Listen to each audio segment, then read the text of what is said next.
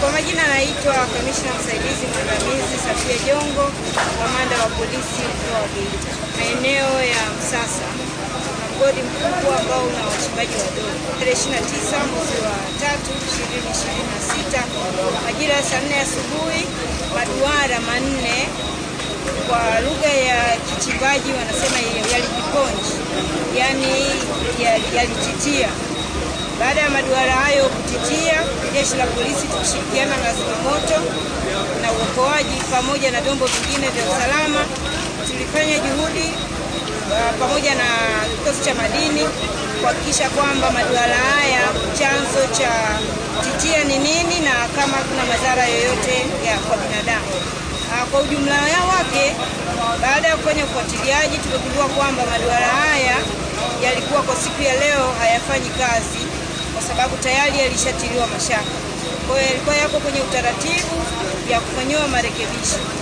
Baada ya kupata taarifa hiyo, tuliona kwamba tusilizike tu na hiyo taarifa. Kwa hiyo tulianza juhudi kwa kushirikiana na uongozi wa mgodi kuhakikisha kwamba tunalifukua hilo eneo lote ambalo limejifikia ili tuhakikishe kwamba hakuna madhara yoyote kwa binadamu.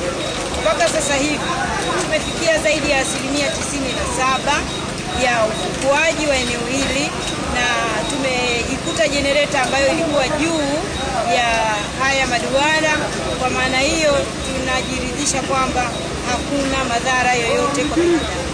Uvumi uliotokea ni mkubwa sana kwamba watu zaidi ya 200, wengine 50, lakini mimi kamanda wa polisi mkoa wa Geita nawathibitishia Watanzania kwamba mgodi huu ni kweli maduara manne yalititia, lakini hadi muda huu tunawathibitishia kwamba hakuna madhara yoyote kwa binadamu. Naomba nitoe wito kwa jamii kuacha kutoa taarifa za uzushi pale ambapo changamoto inapotokea, na niwaombe tu wale wote ambao wamefanya hivyo watoe hizo taarifa zao kwenye mitandao haraka, la sivyo hatua kali za sheria zitachukuliwa dhidi yao za kutuma taarifa za uzushi.